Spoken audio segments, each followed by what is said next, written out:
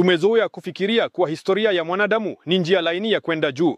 Sayansi rasmi ya kihistoria inafundisha kwamba ubinadamu hukua kwa mstari, kwamba michakato yote inasonga katika mwelekeo laini wa juu, kutoka kidogo hadi zaidi, kutoka mbaya zaidi hadi bora. Kama grafu hii ya idadi ya watu duniani, kadiri muda unavyosonga watu wanaongezeka zaidi na zaidi. Hata hivyo, picha ya wakati uliopita iliyochorwa na wanahistoria ni udanganyifu. Kwa kweli, ubinadamu huishi katika mizunguko au katika mawimbi. Michakato huenda juu, kisha kuanguka chini, kisha juu tena na chini tena. Tunajua kwa hakika kwamba kuna mzunguko mmoja wa anguko na urejesho unaofuata wa ustaarabu wetu. Ushahidi umeandikwa katika maandishi ya kihistoria na kuhifadhiwa katika utamaduni wa watu tofauti. Ushahidi uko kwenye makumbusho.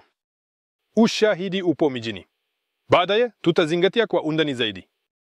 Wanahistoria wamehamisha kwa makusudi tarehe za kuinuka na kuanguka kwa falme za kale hadi nyakati tofauti. Wanahistoria wanasema kwamba kuinuka na kuanguka kwa himaya za kale ni mzunguko wa ndani. Haihusiani na kila mmoja kwa njia yoyote. Historia iko ili tusidhani kuwa mchakato huo ulikuwa wa kimataifa na ulifanyika katika sayari yote kwa wakati mmoja.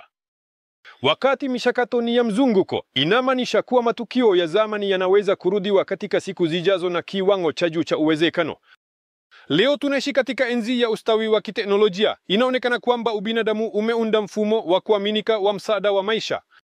Lakini ukiangalia yaliyopita kama wimbi, swali la kutisha linazuka. Tuko wapi kwenye mzunguko sasa? Juu ya kupanda au juu? Nini kitaendelea? Kushuka laini au kuanguka kwa kasi? Tunataka kuelewa kilichotokea katika mzunguko uliopita. Kwa nini idadi ya watu imepungua sana? Kwa nini teknolojia zilipotea? Ni nini kilichosababisha uharibifu wa ustaarabu? Tunahitaji kurejesha zamani halisi, kukusanya picha ya ukweli uliovunjwa na wanahistoria. Huu si udadisi mtupu. Hii ni muhimu kwa ajili ya kuendelea kuishi.